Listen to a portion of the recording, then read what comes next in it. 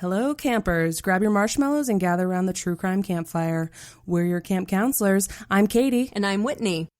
And we're here to tell you a true story that is way stranger than fiction. We're roasting murderers and marshmallows around the true crime campfire.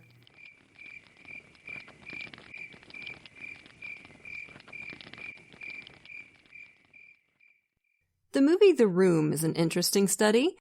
If you've never seen it, you should. Director Tommy Wiseau, and I put that in air quotes, who may actually be an alien or some kind of undead creature from a parallel universe, managed to create a movie so bad it's almost good. Or at least it's so bad it's vastly entertaining and not like any other movie you've seen. You could probably say the same about the famously bad Hollywood filmmaker Ed Wood. Some people are just dipshits, but once in a while somebody comes along who elevates dipshittery to a whole new level. And all we can do is marvel at the spectacular, flaming train wreck they created. This is Bad, Bad Choices, your dipshit's grab bag.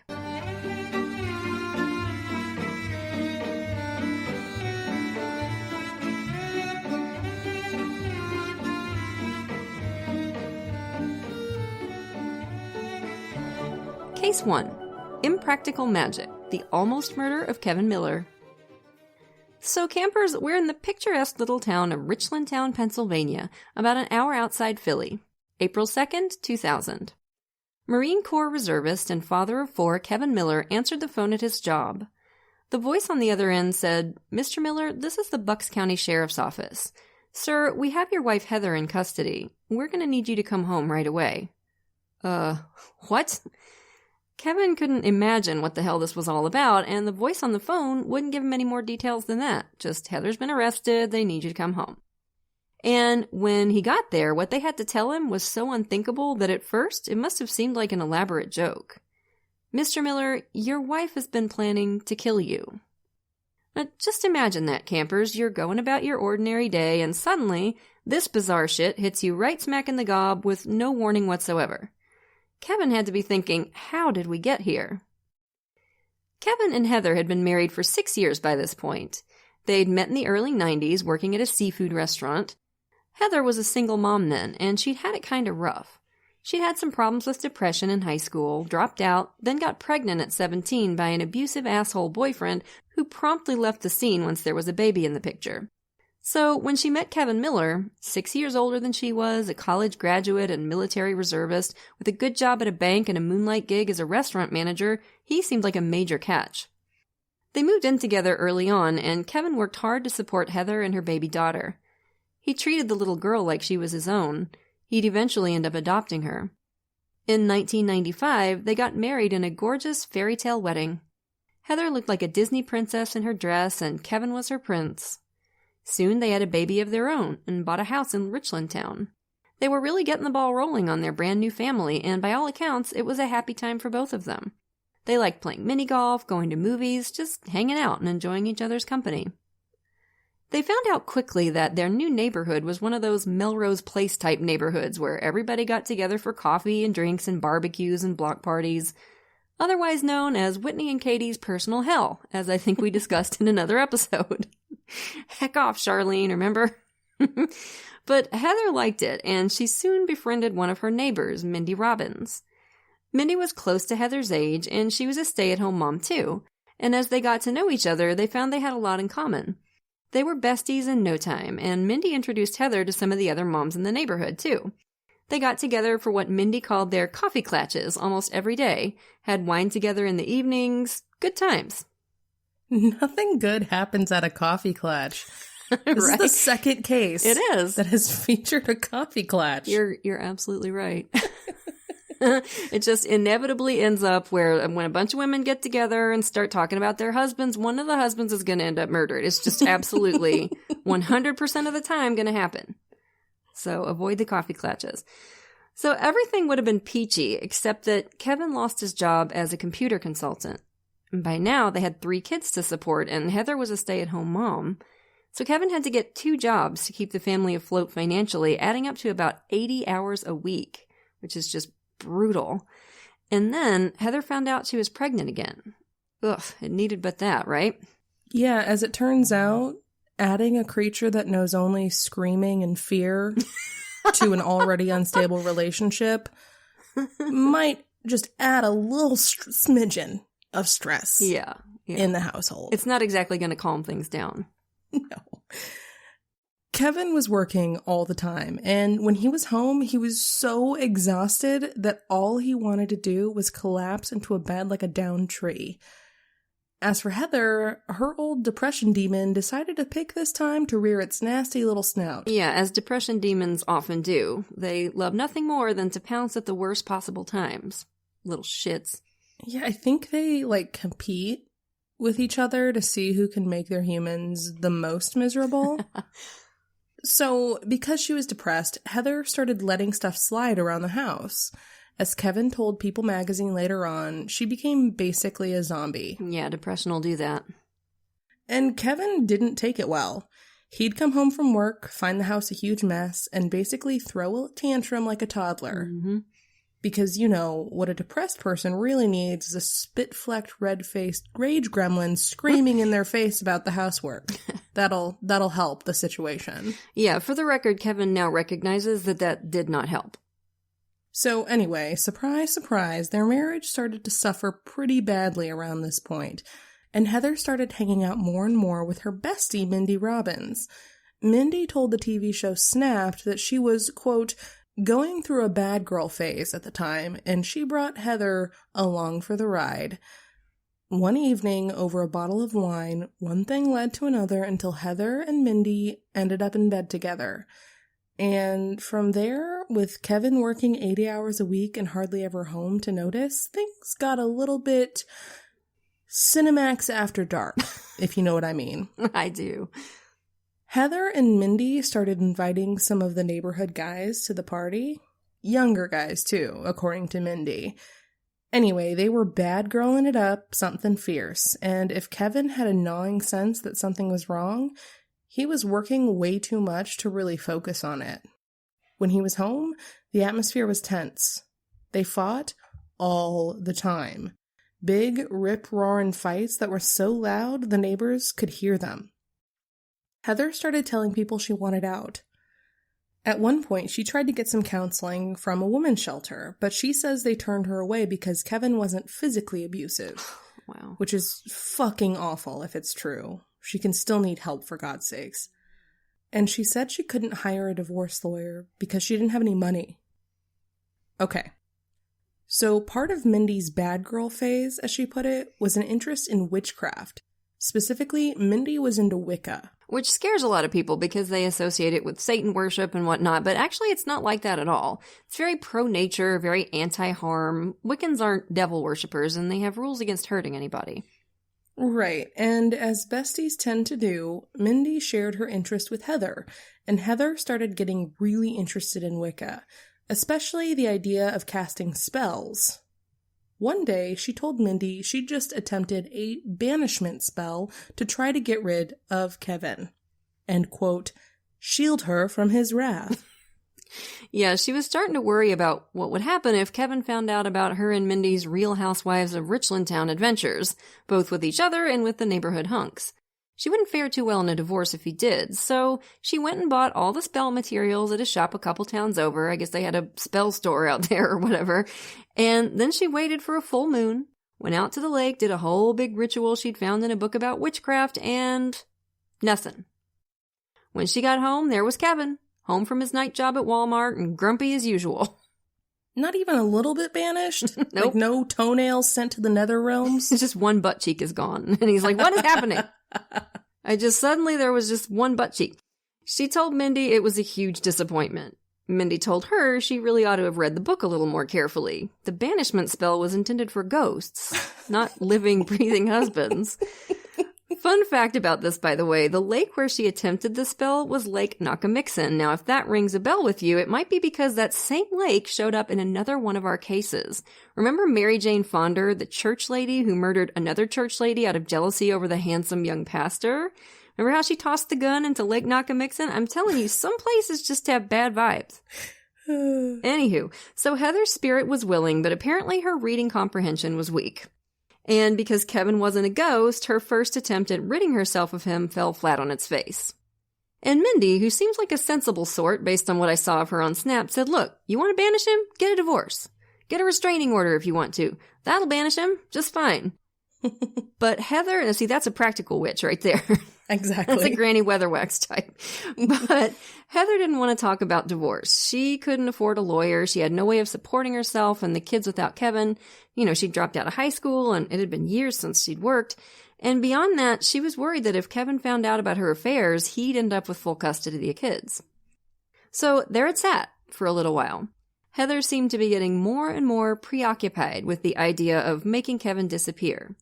She once told the kid's babysitter, he's worth more to me dead than alive. Smart move. Always make sure to involve the babysitter in your murder plots. Sure. Here, she was referring to the fact that they had about $750,000 worth of life insurance on Kevin, which is just a bonkers amount of coverage. Like, I guess it's because they had 4 kids, but for their income, that is a lot of coverage, which makes me wonder, you know, if this was maybe a little more premeditated even than we know. Mm-hmm. And I'm sure that all that money looked pretty scrumptious to Heather, who had gotten a taste of the single life with Mindy and the neighborhood studs and wanted to keep on tasting. So all this was percolating when Mindy took Heather to see the movie Practical Magic with Sandra Bullock and Nicole Kidman. Now, it's been years since I've seen it, but I remember I liked it at the time. It was fun. It's about a pair of sisters who are both witches, like the kind with actual powers, like they can move stuff around with their minds and stuff. One of the sisters is in an abusive relationship, and in Dixie Chicks fashion, they decide to poison the bastard with deadly belladonna. Now, in movie land, where nobody's actually getting hurt, this is a good for her kind of moment. And of course, because it's a movie, it all works out swimmingly for the witches. Mindy liked the movie because she felt it portrayed witches in a positive light. Heather liked it for a different reason altogether. And not long after that movie night, Heather started looking around for a store that sold belladonna. Now, as anyone who has been to a witch store knows, they don't just carry that at witchcraft stores. They don't carry poison belladonna. And yes, I am admitting that I have been to a witch store. That's fine. Of course you have. Right, on brand. She did finally find it at the health food store. And by find it, I mean she found a homeopathic sleep aid that contained belladonna. Now, campers, y'all know what homeopathy is, right? Basically, it uses what they call the law of minimum dose, meaning that the smaller the amount of the medicinal substance, the more effective it will be. That just doesn't seem logical in any way to me. Okay. So illogical, it curves back around to logic, Whitney. Don't question it. So what that means is homeopathic remedies tend to use tiny amounts of the substance in question. Mm-hmm. This, by the way, is not supported by much, if any, evidence, and many consider homeopathy a pseudoscience. Yeah. Like me, I consider homeopathy a pseudoscience. They took the concept of less is more and turned it into an entire, like, multi-million-dollar industry. Here's water. Here's some water that has occasionally thought about belladonna. It's like, that's like saying La Croix is just like eating a pineapple. Yeah, exactly. It might have been near one at some point in its life. It looked askance at a pineapple. Right. That is what that stuff tastes like. I don't understand that stuff. It's a really good mixer. That's all it's good for. Oh, okay. Sometimes the doses are so tiny that a lab test can't even detect the medicine. Oh boy. So a homeopathic preparation of belladonna would contain almost no belladonna. You'd probably have to eat like pounds and pounds of the stuff to even cause a slight tummy ache, and I think you'd be in trouble with nausea before that. Yeah, you'd barf all that stuff up. She might as well have tried to poison the poor bastard with water. Which is a thing you can do. Yeah, you can actually do that. You can just drink a shitload of water and it makes you super sick. But it's important to understand, campers, that Heather did not grasp this. Heather went to fucking GNC and thought she was buying a powerful poison. Yep, and bless her heart, She wasted no time in sharing her plan, not only with Mindy, but with several other of her neighborhood friends, most of whom didn't take her seriously because people never flip and do in these cases. Oh my god. It's just another one of the tropes. I feel like if one of us were to try to commit murder and we talked about it on the podcast, like somebody would do something, right? I hope. Listen, campers. Somebody probably already called the cops. There's a file. There's a file on us in Quantico of our bullshit. You know, if you want to make sure your murder plot is a success, you really got to workshop it around first. Absolutely. Like, run it by your friends and family members. You know, see what the babysitter thinks. If two heads are better than one, then logically, we're back to logic. Yeah. Imagine how much better 3 or 4 would be. So we said most people didn't take her seriously at first, but Mindy wasn't one of those. Mindy knew Heather was dead serious, and she was desperate to talk her out of it. She said, listen, divorce, that works, do that. You cannot go through with a murder. Mm-hmm. But Heather was matter of fact. Divorce simply wasn't an option for her. I mean, okay, run the math. She divorces Kevin. He gets wind of her multiple affairs, including a lesbian one, which wouldn't go over well in their conservative town, especially in 2000. He has his lawyer tell the court all about it. She looks like a bad mother. Kevin gets the kids, and she probably doesn't get much in the way of alimony either. Plus, no $750,000 in life insurance. Mm-hmm. She'd have to go back to waitressing. Hell no, no deal. It had to be poison. Belladonna to the rescue. Sounds like a kid's book. About like a ballerina mouse who also solves mysteries or something. Come on, camper. Somebody write that. It sounds like something my niece would like. If somebody writes me a Belladonna to the rescue book about a ballerina mouse, I'm going to lose my mind. Oh my god. We have a P.O. box god, now. Please. Please. Somebody's going to do it. you. I guarantee somebody's going to do it. So, no matter how much Mindy tried to talk Heather out of this cockamamie nonsense, Heather made it clear she was sticking to the plan. Apparently, Mindy was also unaware of how wussy homeopathic remedies are, and thought this Whole Foods belladonna or whatever would be lethal. On the episode of Snapped about this case, somebody mentions that the belladonna is very diluted, and I thought, yeah, it's diluted, and she's deluded.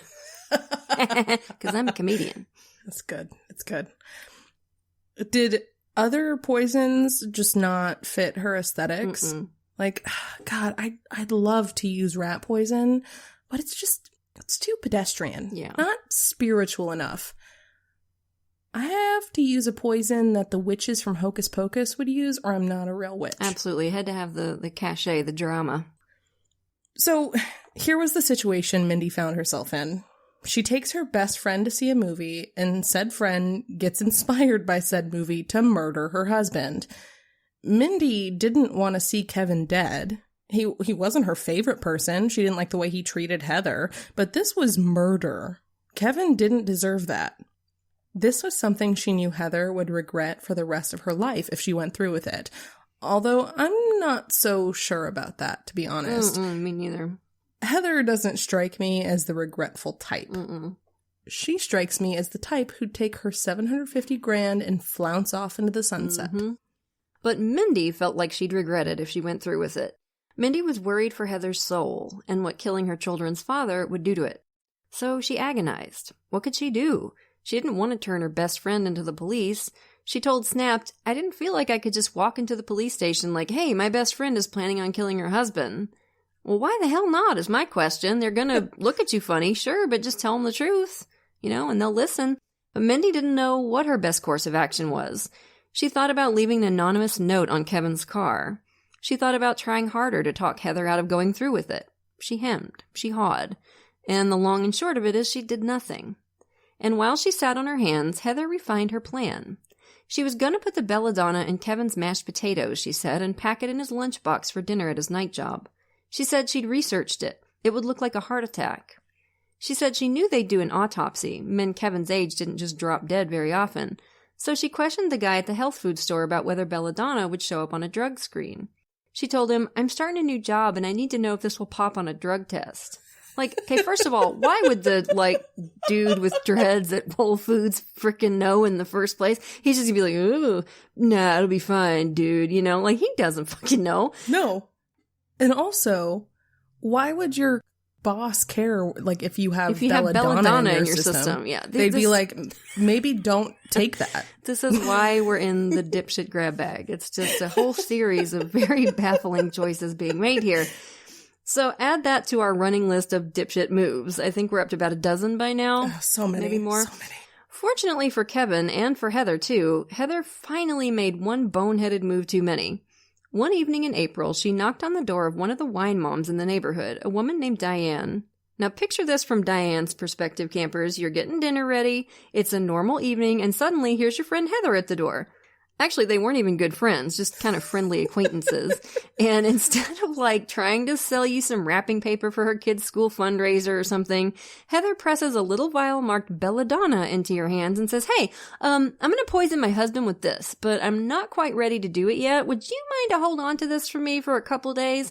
I don't want Kevin to find it and get suspicious. I'll come get it when I'm ready for it. I shit you not, she actually did this. And I can imagine the looks on your faces right now, and I am right there with you. I swear we're not making this up.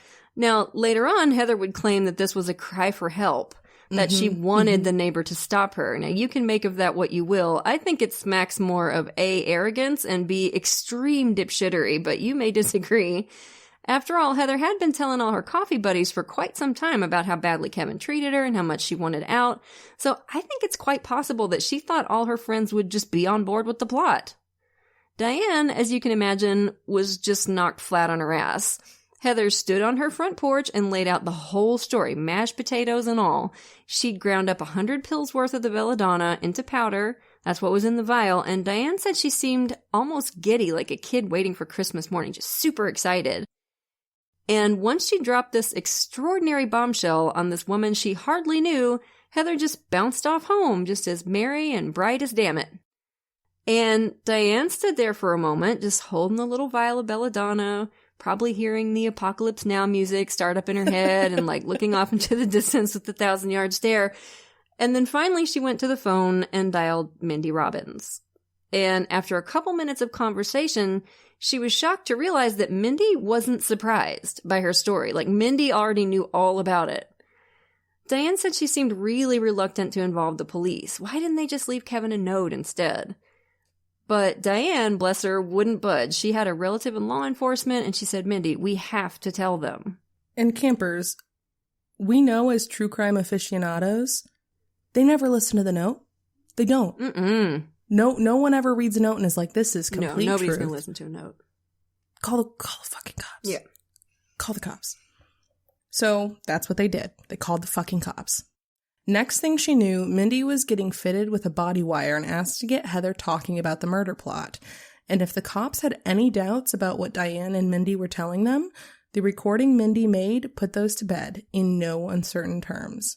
As she and Mindy sat at a kitchen table with Mindy's body mic picking up every word, Heather laid out her plan. She was going to make the belladonna-laced mashed potatoes the next night for Kevin to eat at work the following day. He'd eat them for dinner at his evening gig and keel over. Then, at around 2 a.m., she'd call him at work, and when she couldn't get a hold of him, she'd drive over to his job and find him slumped over at his desk. She said, I'm going to call the cops and tell them I just went out looking for my husband, found his car at the office, the door was unlocked, and I found him at his desk. She painted quite the vivid picture. Mm-hmm. You could tell she'd really thought it through. Oh, and by the way, on the recording, you can hear Heather's kids milling around, occasionally interrupting to ask for cookies and stuff like that. Yeah, she had this conversation with her flipping kids in the room, y'all. At one point, a kid says something to her, and Heather says, okay, now can you go in the other room so Mama can finish talking to Aunt Mindy? Talking, let's be clear, about killing their father. Just good googly moogly. Yeah, it's awful. So here are a couple more quotes from the recording. You can find more of these on the Oxygen show Snapped and in various news articles about the case. As always, you can find all our sources for the episode in the show notes. At one point, Mindy says, you don't think he's going to taste it? Heather says, Nope, not with the Eastern turmeric in the mashed potatoes. Super casual. And this is creepy. Later, Mindy says, "Are you going to try again if it doesn't work?" And Heather says, "Yeah," in a tone like, "Well, obviously." Mm-hmm. So as you can imagine, this was all the investigators needed to hear. They put the Grabbis on Heather the next morning as she came back from taking her kids to school and charged her with the attempted murder and other things. Yeah, and just a few minutes before she got arrested, Heather had called neighbor lady Diane to tell her she'd be over that afternoon to pick up the belladonna. So the plan was obviously in full swing.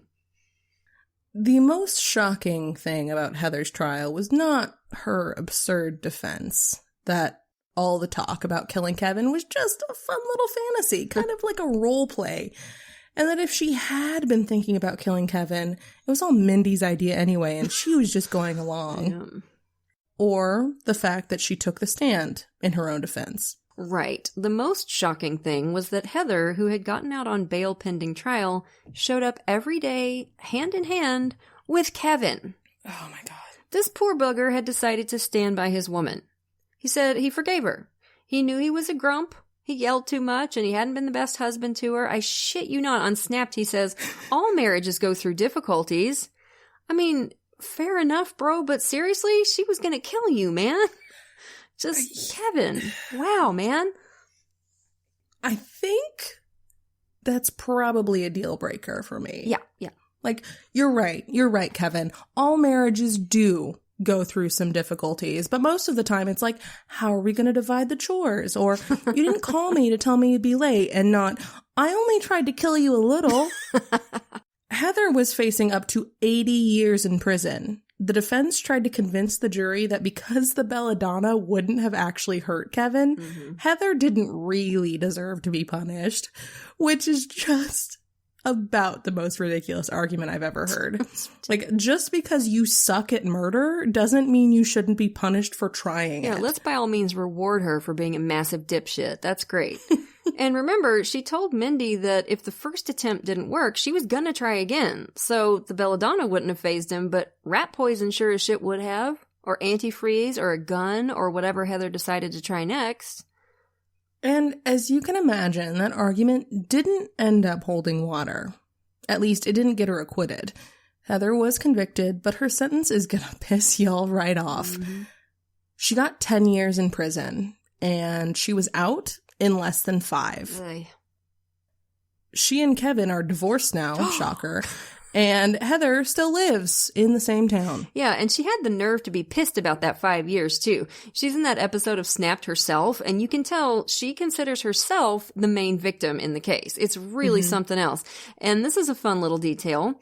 According to an article in the newspaper The Morning Call, Heather also got some time added on for an unrelated fraud case. In 1999, she faked a burglary at her and Kevin's house, claimed almost $6,200 worth of stuff was stolen, and got a nice fat insurance payout. Now, to me, this is important, because I think it shows that the murder plot was not some kind of random anomaly for Heather. To me, this shows that she has it in her to be devious and greedy and to think the rules don't apply to her and to try shady shit like this. So I just think she had Kevin totally snowed, and he is damn lucky he's still here. So we're starting strong with our first dipshit. That was bonkers, right? Holy shit, what a doofus. All right, so campers, moving on to case 2, and oh boy, is this one for the books. We're calling this one Tainted Love, the murder of Randy Stone. So for this one, campers, we're in Independence, Missouri, March 31st, 2010. A 911 call came in from a woman named Teresa Stone. She was calling from the farmer's insurance office where she and her husband Randy worked, and she was sobbing. She'd just gotten back from some errands and found her husband on the floor with blood coming out of his ear. He wasn't breathing. When the first responders got there, they found 42-year-old husband, father, and former Marine Randy Stone lying crumpled on the ground, dead of a single gunshot wound to the head. Stippling indicated he'd been shot at close range. On the carpet near Randy's body, officers found a single .40 caliber bullet casing. No gun. There was no sign of forced entry at the scene. In fact, Teresa said she'd had to unlock the door to get into the office, which was unusual during business hours. Nothing seemed to be missing from the office. In fact, Randy had $150 in cash just sitting right out on the open on his desk. Now, the killer hadn't taken that, and they hadn't taken his wallet either. So obviously, robbery wasn't the motive. And there were no signs of a struggle. Randy had been shot at close range, and he didn't seem to have seen it coming. So what does all this point to in terms of motive, campers? It means it's personal. Mm-hmm. And it suggests that Randy may have known and trusted his killer. The shooter was able to get right up next to him and shoot him in the head. Yeah, exactly. So they brought Teresa down to the police station to give a statement, of course, and oddly, when they first put her into the squad car back at the insurance office, this dude suddenly popped up out of the crowd and tried to go with her. Now, turns out this was Teresa and Randy's pastor and close friend, David Love. And he was pretty insistent. Don't you think she needs me there? Could I be in the interview room with her? And of course the cops were like, no, but it took a very firm hand to get Pastor Love to back off. When the car started to pull away, he actually grabbed at the back door handle and tried to open the door. Weird, right? As for Teresa, she seemed remarkably composed for somebody who had just found her husband murdered. In the interview room, except for a few tears here and there, Teresa was calm, almost casual. She said she'd been at the insurance office most of the day, but then she left to run some errands around town. And when she got back to the office, she found Randy lying bloody on the floor. And her first move struck detectives as a little bit odd. She called several people, including her parents, before she dialed 911. The hell? And her explanation for it was vague. She was just upset. She didn't know what to do. Which I guess is plausible. I mean, people do weird shit under extreme stress. And the detectives noted that in order to get to the phone that she'd used, Teresa would have had to step over Randy's body. Huh.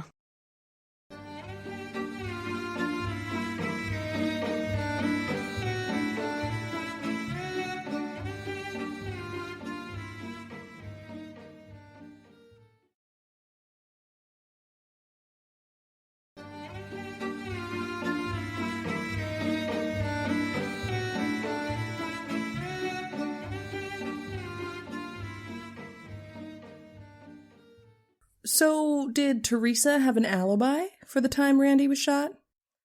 Oh boy, did she ever.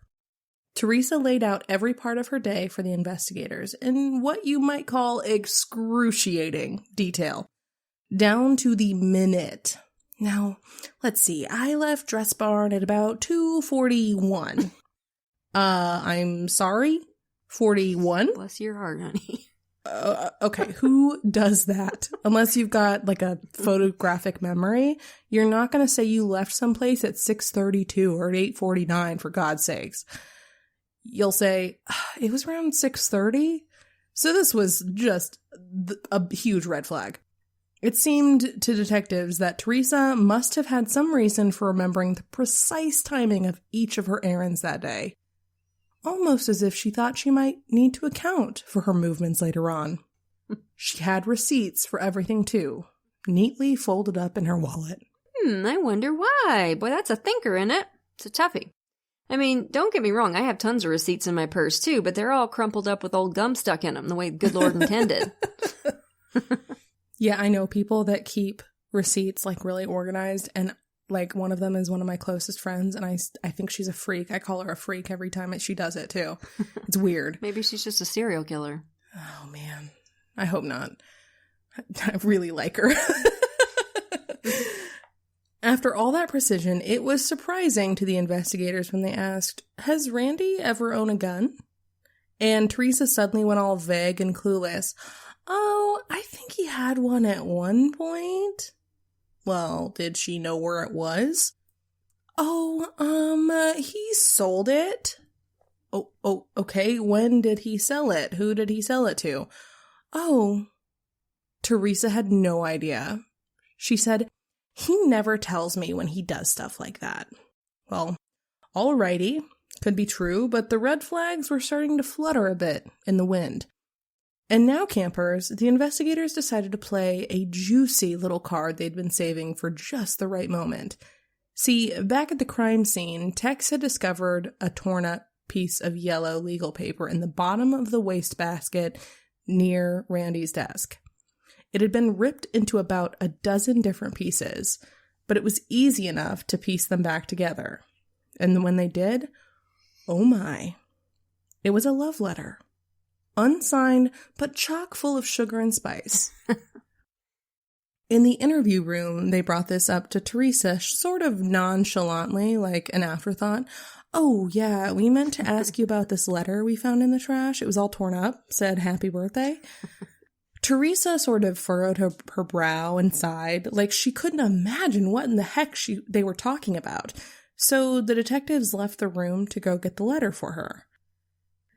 And I guess Miss Teresa has never watched any true crime shows and didn't realize she was being recorded by the surveillance camera that was clearly visible in the room.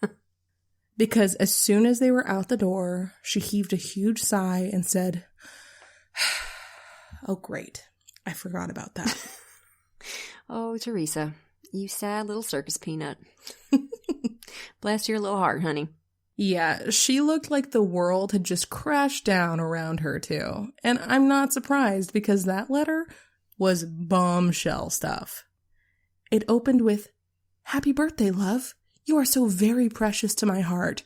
You possess the most tender spot in my heart." Ew, it sounds like he's describing a cut of meat. Ew, also, that's redundant as hell. Tighten up your writing, guy. A few lines down, it said, "I remember 9 years ago telling you I had something for you in my office. It was me. Ew. I wanted to give you me. That kiss you took and then you gave me one back. I felt like it was my birthday." 9 years ago? Years ago. Years. Mm-hmm. Interesting. Despite her, "oh, great," when the detectives were out of the room, Teresa now tried to play the letter off as no big deal. She launched into an explanation. "Oh, that, right. That was from a secret admirer," she said. "Somebody had sent it to her anonymously like 2 years ago, and she just stuffed it in her purse and forgotten all about it until yesterday when she had to go rooting around in there for something to write on. See, she was trying to get her daughter scheduled to get her wisdom teeth out, and..." Now, campers, I bet some of y'all are already yelling at your phones because here, our Teresa is demonstrating a common boneheaded move, giving away too much information during an interrogation. We see it a lot in 911 calls, too. Most people will just say, "Come quick, my girlfriend's bleeding." But a guilty person will launch into the flippin' Iliad and give 50 zillion details before giving the salient fact, i.e. that their girlfriend is lying on the floor bleeding and they need an ambulance. Red flag. She said she'd just come across it the day before and she didn't want Randy to see it, obviously, so she tore it up and threw it away. Now that's quite a coincidence that she'd hold on to this letter for years and then just happened to throw it out the day before her husband is murdered. And can I just ask, girl, why in the flippity-flap did you throw it in the trash can at y'all's office? For God's sake, in the trash can right next to Randy's desk. And it was like a little trash can. For God's sake, they don't have dumpsters in your town? You can burn the damn thing in your fireplace, put it in the trash at McDonald's, like literally anything that isn't put it in my husband's small trash can at work. Did you want to get caught? I'm just so confused. Ugh, whatever. Anyway, it was very clear to detectives that this letter had not come from any secret admirer. I mean, come on, remember 9 years ago when we kissed in my office? Unless Teresa had a busier love life than John Mayer, she wasn't likely to be confused about who this was. And the letter had a line toward the end that said something like, "When we're together for real someday, your birthday will always be special." That's awfully familiar for a secret admirer, and it implies that the letter writer and Teresa have had conversations about being together someday. And Katie, you're going to laugh your ass off, because at the bottom of the letter was a line or two of coded language. Initials that meant who knew what. GDR, MMT, etc. Now, how many cases have we had now where some chucklehead writes a letter in code? Just so many. So many. They love their cipher codes. We're going to have to add it to the drinking game, along with the bloodletting. So what do you think GDR stood for, by the way? I've really been racking my brain. God dang raccoons? Greg dumped Rhonda? I don't know. What about MMT? Mothman Truthers? Mad Monkey Train? Minty Moist Towelette? My money's on Godzilla digs Rick Astley and Mothra's Mother's Tulips. They're big Japanese monster flick fans, I think. Mothra's Mother's Tulips. That's got to be it. Anywho, point is, Bish was clearly lying her ass off about that letter, and the detectives didn't have enough evidence to arrest her that day, but they were suspicious at this point. And they soon discovered that despite what Teresa had told them, Randy had not sold his gun. In fact, he'd been showing off a .40 caliber to some friends within a couple weeks of his murder. Better than that, he'd gone target shooting. So the investigators went out to the range, and lo and behold, there were some of those .40 caliber casings, just like the one they'd found at the scene. I doubt it's going to surprise any of you to learn that they soon came back as a perfect ballistics match to the bullet that killed Randy. This poor guy was shot to death with his own gun. The next step for investigators, obviously, was to figure out who authored that syrupy happy birthday letter to Teresa. They quickly determined that outside of work, both Teresa and Randy's lives pretty much revolved around the New Hope Baptist Church. They were both heavily involved in church stuff. Teresa taught Sunday school and was always front and center for activities, and Randy was the church's financial officer. He kept an eye on the books. And Randy was best friends with the popular charismatic pastor David Love. Pastor Love had delivered the eulogy at Randy's funeral, in fact. It was very moving.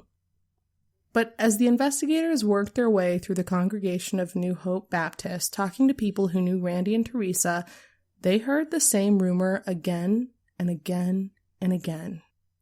Pastor Love was getting a little bit too much love. Pastor Love. And not from his wife, Kim. It seemed to be an open secret that the pastor and Teresa Stone had been having an affair for years, almost as long as the pastor had been at New Hope. He'd made a hell of a splash when he first got there, and right away he let the congregation know that his office door was always open if anybody needed him. Yeah, and apparently Teresa did, because she started showing up for Pastor Love's office hours on a very regular basis. So regular that people started to notice, and tongues started to wag. Even when Pastor Love befriended Randy, too, and the two guys started spending time together outside church.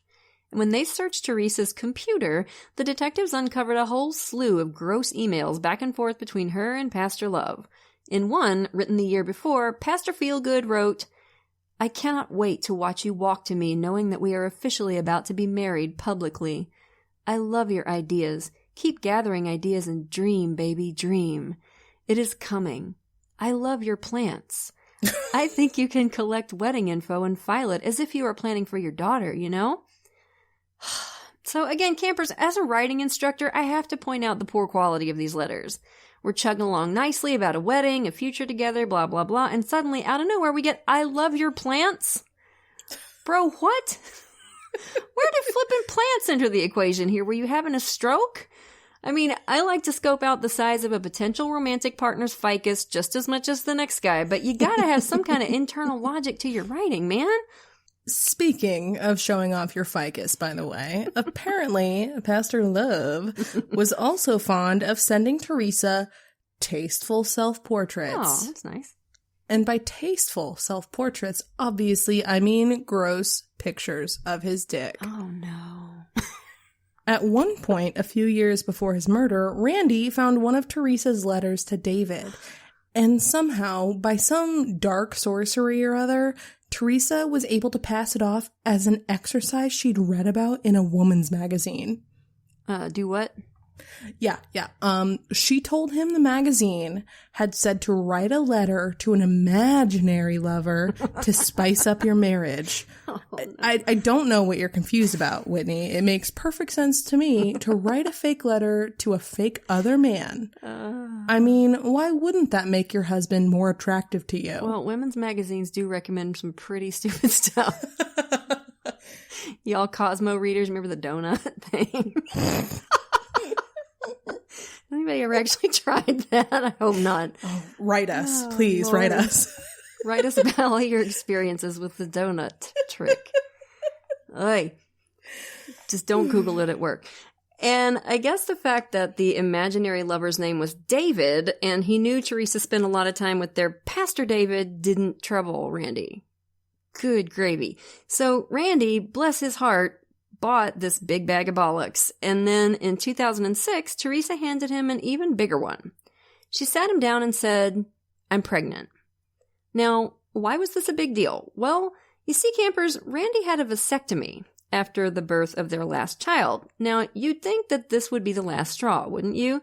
that Randy would finally realize what had been going on with Teresa and take steps accordingly. But that is not what happened.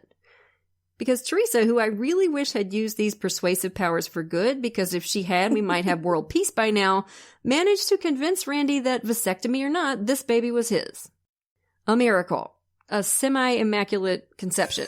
God's will, whatever. I mean, it's true, I guess, that a vasectomy doesn't always take, but Randy, come on, honey. The whole thing might have been resolved once and for all when the new baby came out looking like David Love, but Teresa miscarried the baby, and Randy went right on thinking it had been his. Now, in addition to this red-hot intel, the detectives also heard some unsettling things about Teresa's behavior in the days immediately following Randy's murder. Y'all buckle up for this, I swear to God. You're going to fall out of your chair. On the day of the funeral, as people stopped by the house to pay their respects, Teresa approached one of their colleagues at the insurance company to ask a whole bunch of questions about Randy's life insurance. When would she get her money? How would it be paid? And when Teresa asked the guy to come downstairs to her study to look at some paperwork, he was shocked. She had neatly laid out all the info on Randy's various policies and totaled up all the amounts. All told, Randy's life insurance added up to $800,000. That's a whole lot of motive all by itself, even without the affair. And her mind was on it even before Randy was laid to rest. Now, what Teresa didn't find out until a week after the murder was that Randy had changed the beneficiary on those policies. The money was to go to his kids now. Teresa wouldn't get a dime of it. And when she finally did find out, she said to a friend, well, if the police are thinking I killed Randy for the life insurance money, they can just drop that because I'm not even getting anything. Yeah, darling, but you didn't know that before, now did ya? So it seems like maybe Randy had finally started having doubts about his wife, huh? To change the insurance like that? Yeah, I think that's exactly what that means.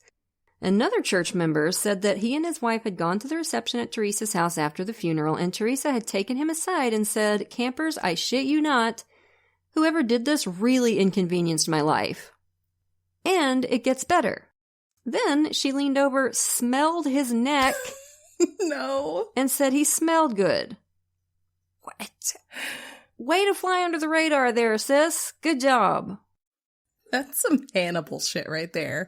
You know what? I wouldn't have thought we would need to cover this, but don't sniff people, okay? That's damn good advice. Even at the best of times, really, but especially not at your husband's funeral. Also, probably don't refer to your husband's murder as an inconvenience. Doesn't quite hit the ear right, Teresa, honey. Feels a tad askew. And then there was the phone call Teresa had made very soon after the murder to another pastor friend of hers in West Virginia. This guy was shocked at how casual she sounded, and he got steadily more uneasy as Teresa started laying out her entire schedule on the day of the murder.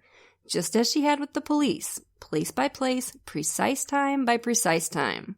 He thought, she's establishing an alibi. It gave him the creeps. And then, not long after that phone conversation, guess who else called the pastor? David Love. The West Virginia pastor said David Love seemed cold and indifferent about Randy's murder, and just like Teresa, he laid out his entire alibi, point by point. He also said Pastor Love didn't have a nice word to say about Randy, which was weird, given that the two guys were supposed to be so close. And then he said something baffling.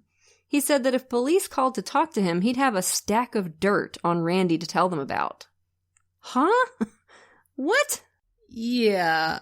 Pastor, that would definitely make you look less suspicious. Telling the cops all of the murder victims' dirty laundry. Jesus Christ. So weird. Do they not teach common sense at seminary school?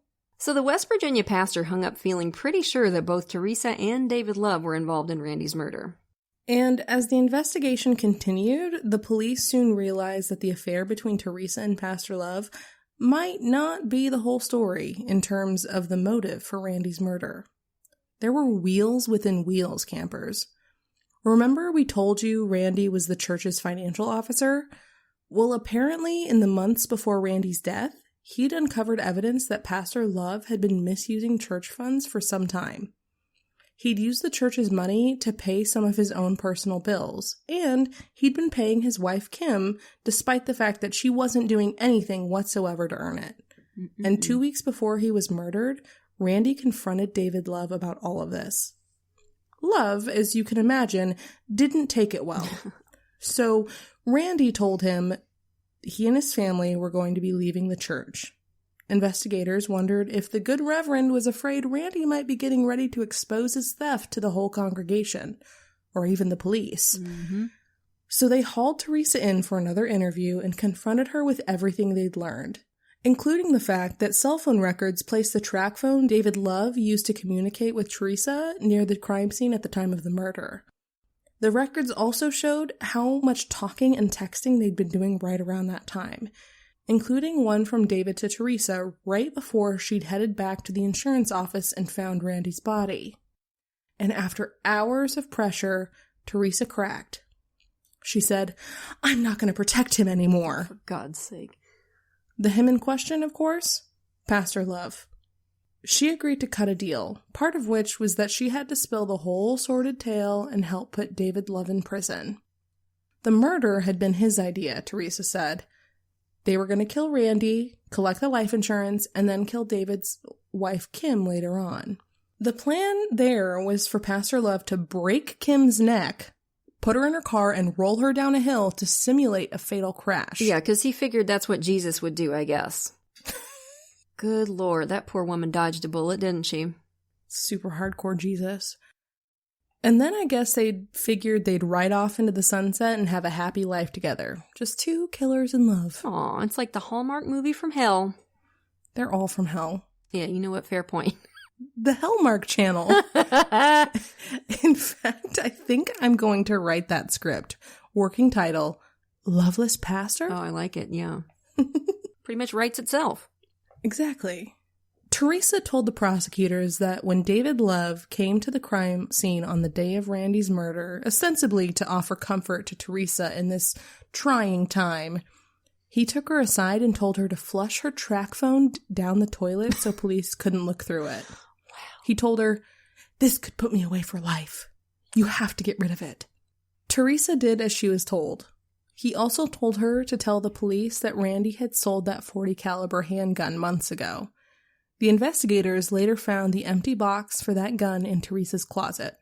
Now, initially, Pastor Love was smart. He asked for an attorney and kept his mouth shut. But when he got a look at the evidence the prosecution had against him and realized that Teresa was going to get up on that stand and spew the whole ugly story, he finally caved. He pled guilty to second-degree murder and armed criminal action for a sentence of life in prison. Teresa got 8 years.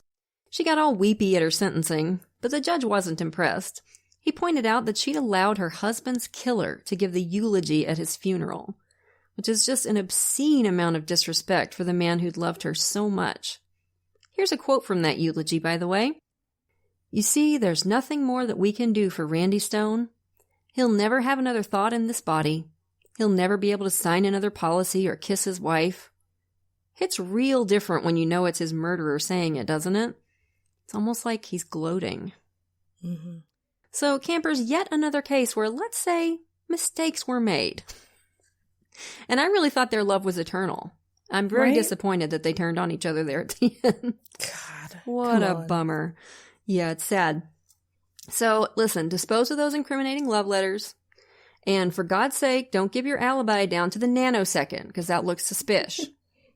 Alrighty? So those, as I think you will agree, were wild ones. Right, campers?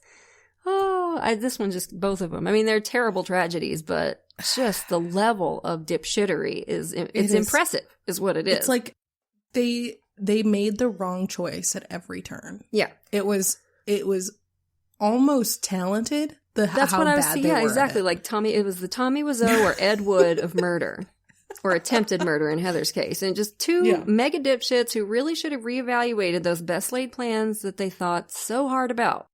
You know, it's a good thing so many killers are careless or arrogant or clueless or just dumb as a bag of hair. Yep. So, we're going to have another one for you next week.